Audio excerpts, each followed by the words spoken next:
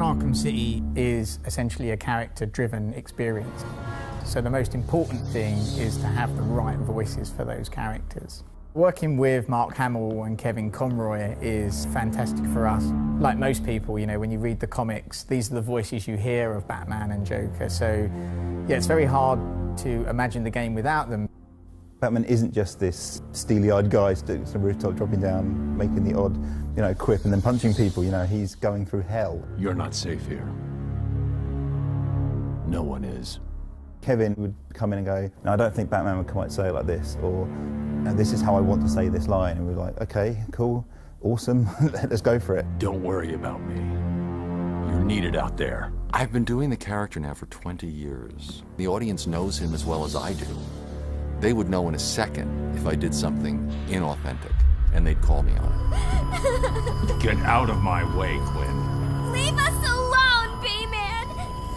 I said move!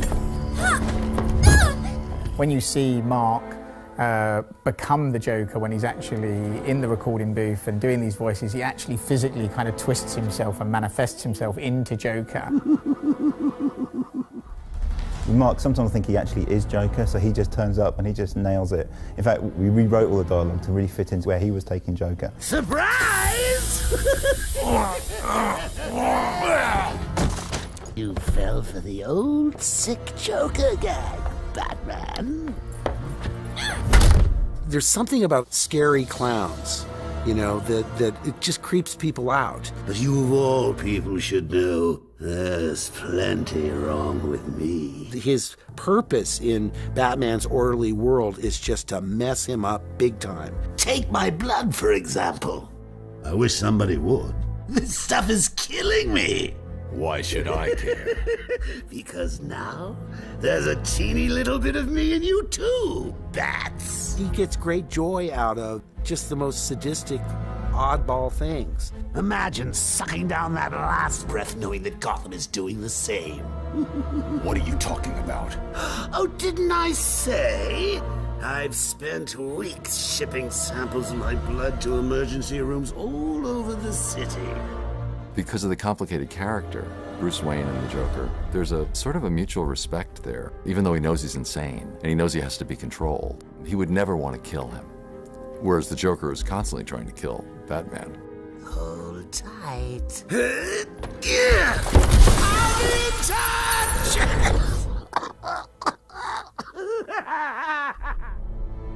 Starner, she came having prepared absolutely everything about Taaliyah. She was a huge fan, as it turns out. You know, read all the books, read all the comics, and just really understood it right from the get-go. It's different voicing a character versus actually acting or performing a character on screen. The only tool that you have to access is your voice. How did you find us? I recognized your personal guard. It was just a matter of following her. Please, mistress, he tricked me. Leave!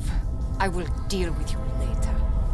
I think Taaliyah is really interesting because she skirts the line between good and bad, and you're not sure if she's completely aligned with the bad guys or the good guys. You didn't need to get yourself arrested to see me, Bruce. After that night we spent in Metropolis, you could have just called.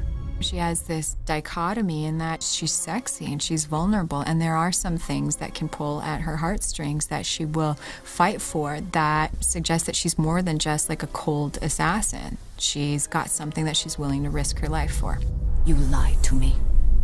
I thought you loved me, Bruce. Authentic voice acting and having this direct link into Hollywood and working with all these great actors, I mean, for us, it is the real difference between making a good game and a great game.